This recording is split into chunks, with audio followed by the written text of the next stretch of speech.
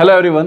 दोस्तों SSC CGL 2024 का notification date जो है वो आउट हो चुका है। 24 जून से लेकर 24 जुलाई के बीच में आप इसके लिए अप्लाई कर पाएंगे एसएससी की ऑफिशियल वेबसाइट ssc.gov.in पर जाके। ठीक है, अब अगर मैं एग्जाम डेट की बात करूं तो वैसे तो टेंटेटिव मंथ सितंबर अक्टूबर 2024 दे रखा है, बट मुझे ऐसा लगता है कि 15 सितंबर से पहले आपका पेपर नहीं होगा, 15 सितंबर के बाद ही होगा। तो इसी डेट को आप भी मान के चलें और उसी के हिसाब से तैयारी करें। अब तैयारी आपको करनी है तो बहुत अच्छे से करनी है, बहुत ही ज़बरदस्त ढंग से करनी है, कोई भी एस्पेक्ट छूटना नहीं चाहिए आपका, क्योंकि इस बार वैकेंसीज कमाल की हैं, अपॉर्चुनिटीज बहुत बढ़िया मिलने वाला है आपको।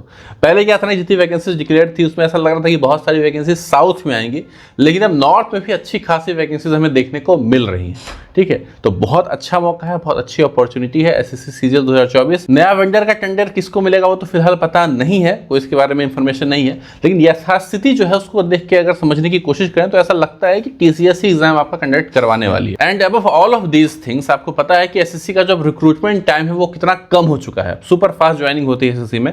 तो अगर आज की डेट को मैं पकड़ूं तो अभी से लेकर 6 महीने में आपकी ज्वाइनिंग आपके हाथ में आ सकती है, अगर सब कुछ सही रहा तो ओवरऑल बहुत लकी है आप लोग, इसकी वजह से आपको ये अपॉर्चुनिटी मिली है। तो इस अपॉर्चुनिटी को ग्रैब कीजिए and make the most out of it. बहुत लोग एसएससी सीजीएल को मिनी आईएएस कहते हैं, वैसे सुनने में तो ये थोड़ा सा हास्यास्पद लगता है, लेकिन ये कहने का एक बहुत बड़ा रीजन है, वो ये कि जिस माहौल में एक आईएएस, आईआरएस, आईपीएस, आईएफएस काम करता है उसी माहौल में आप भी काम करते हैं। हाँ, आपकी सैलरी कम हो सकती है, आपकी पावर कम हो सकती है आपके पोस्ट के हिसाब से, लेकिन जिस इन्वायरमेंट में वो लोग काम करते हैं, जैसा उनका पे आउट होता है, जो जो चीज़ों की दिक्कत उनको फेस करनी पड़ती है, जो पर्क्स उनको मिलते हैं, वो सारी चीज़ें आपको भी मिलेंगी कुछ वक्त के बाद। तो इसीलिए मिनी आईएएस कहना इसको गलत नहीं है। तो मिनी आईएएस ये है तो इसके लिए मेहनत भी तो उतनी ही करनी पड़ेगी ना, अगर आपको चाहिए तो। ठीक है, तो मेहनत कीजिए। और बुक्स की बात करूँ तो ये 2 बुक्स मेरे पास में है ओसवाल बुक्स की तरफ से। ठीक है, यह है एसएससी सीजीएल के लिए स्पेसिफिक बुक।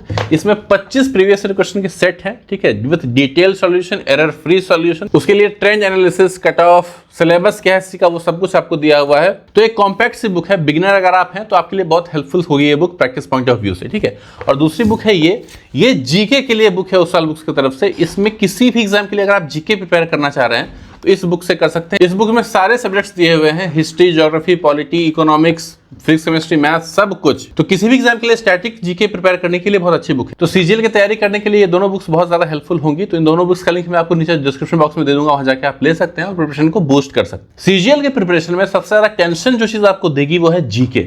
एक तरीके से आपको डराएगी, आपको सोने नहीं देगी। ठीक है, लेकिन आपको ये बात समझना है कि जितना आप डर रहे हो ना, क्योंकि आपके सिंगल डिजिट में शायद मार्क्स आ रहे हैं, 10, 12, 15 मार्क्स आ रहे हैं, इंप्रूव नहीं हो रहे मार्क्स, कंसिस्टेंट नहीं पा रहे मार्क्स, कभी नीचे आते हैं कभी ऊपर आ जाते हैं, तो ये दिक्कत सबके साथ आती है। ठीक है, मतलब 100% लोग तैयारी कर रहे हैं तो कम से कम 98% के साथ जीके को लेकर प्रॉब्लम होती ही होती है। ठीक है, तो अगर आपको भी डर लग रहा है तो टेंशन मत लीजिए, डरना इट्स फाइन, लेकिन ऐसा नहीं हो कि डर की वजह से आपकी प्रिपरेशन इफेक्ट हो जाए। अब डराता है सबसे ज्यादा जीके, लेकिन इंपॉर्टेंट सबसे ज्यादा क्या है? इंग्लिश।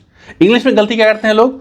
ग्रामर, वोकैब, सब लोग इसी दोनों चीज में लगे हुए होंगे, एकदम रगड़ के पढ़ रहे होंगे ये दोनों चीज। 98% लोग ये पढ़ रहे होंगे, लेकिन 2% ऐसे होंगे जो इन दोनों के साथ साथ रीडिंग सेक्शन पे भी ध्यान दे रहे हैं। और जो लोग रीडिंग सेक्शन पे ध्यान देंगे वही इंग्लिश में अच्छा स्कोर करने वाले हैं। इस बात को आप लिख के ले लीजिए। तो कौन सा सब्जेक्ट डरावना है और कौन सा सब्जेक्ट सबसे ज्यादा इंपॉर्टेंट है, इस दोनों के बीच में बैलेंस बनाना बहुत ज्यादा जरूरी है। अब दोस्तों 4-5 सब्जेक्ट्स हैं, आप कोई एक सब्जेक्ट पढ़ते होंगे तो आप पूरा फोकस नहीं कर पाते होंगे उस पर, आपको टेंशन रहता होगा बाकी सब्जेक्ट सभी, अरे यार वो सब मेरा छूट रहा है, वो मैं कैसे करूंगा, वो कैसे करूंगा।